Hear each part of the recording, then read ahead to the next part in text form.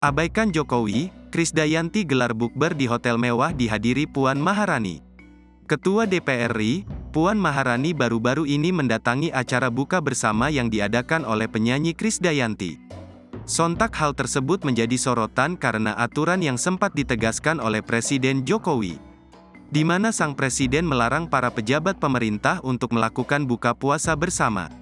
Melalui Instagram Story milik Krisdayanti pada Minggu, tanggal 26 Maret tahun 2023, tampak Puan Maharani menghadiri acara yang digelar Diva Indonesia tersebut.